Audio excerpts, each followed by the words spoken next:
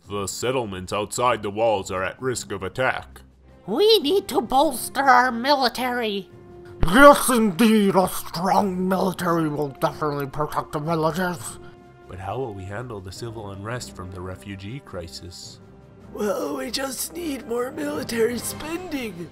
Yes, and armed guards patrol the streets.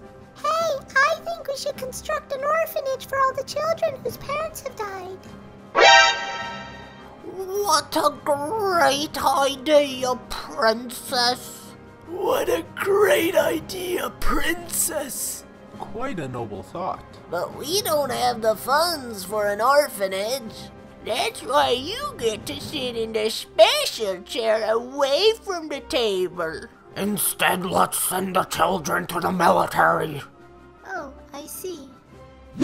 With Volume 40 now released, Papa Miura needs more material for next year's volume, and thus Chapter 358 is finally out. And oh boy, do you like political meetings? Because I have the chapter for you. I bet one of the lords was just thinking to himself, God, this meeting could have been summed up by Hawkmail. There's tons of them here. Like honestly, Griffith has really overdone it with the hawk motif. The walls are hawks, the chairs are hawks, even the table has a little hawk chillin'. And God, they are infested with these things.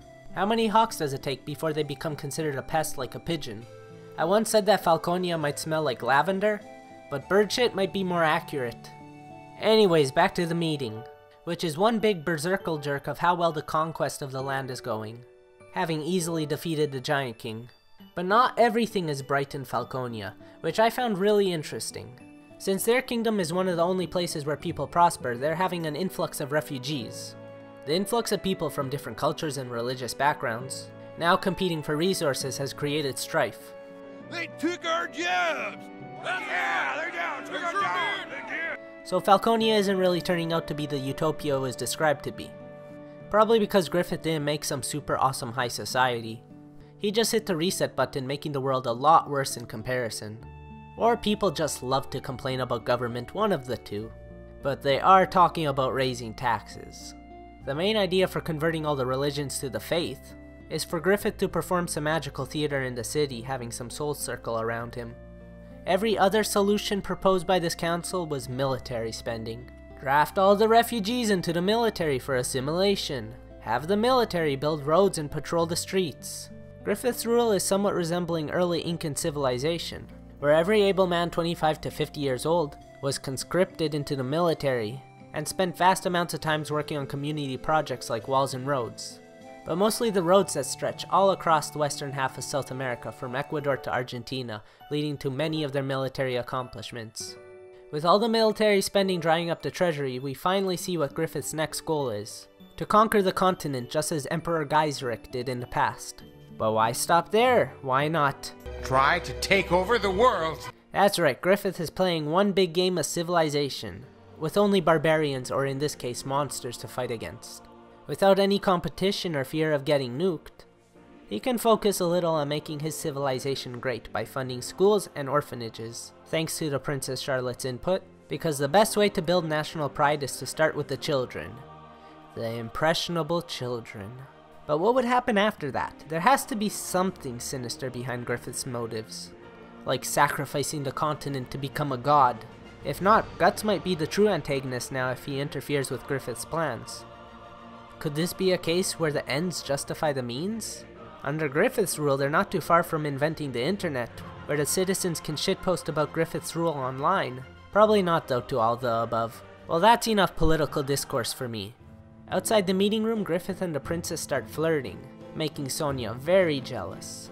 Could you imagine if everything foreshadowed to kill Griffith, from the Moon Boy to the Berserk armor, was just a red herring? And it will actually be a crazy overpossessive Sonia? That would be terrible writing. Don't do it, Miura. But do you know who did do it? Like, do it? I mean sex? That would be Griffith and the princess. Not as hot as the first time. Griffith seemed downright bored checking his split ends.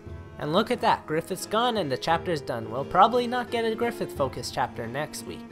Wait, go back. There's a lot more to this scene that we can theorize about.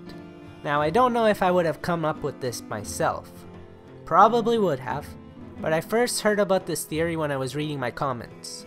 I didn't even know there was a Berserk chapter out. But thanks for spoiling it. I'm just kidding, I really don't mind spoilers as much as most people. There are 4 pieces of imagery to take note of in the final scene. The full moon, the branches of the world spiral tree, Griffith staring at his hair, and Charlotte's jet black hair. To simplify it even further, full moon, black hair, tree branches, Griffith gone. Now that sounds very similar to another Berserk character we all love and know. That's right, it is heavily implied that Griffith and the Moon Boy, or Guts and Casca's child, share the same body. Well, we knew Griffith used their child to construct his body, but it wasn't clear how the Moon Boy was connected to Griffith. What I believe is Griffith loses control of his body, possibly one night a month on the first full moon, giving control to Guts' child, like how Inuyasha would turn into a human on the first new moon of the month. This will most likely lead to a bittersweet ending. Nobody stops Griffith, Guts' child continues to live, but so does Griffith. The alternative would be for Guts to kill his own child to kill Griffith while he was weak. No doubt Casca will have something to say about that.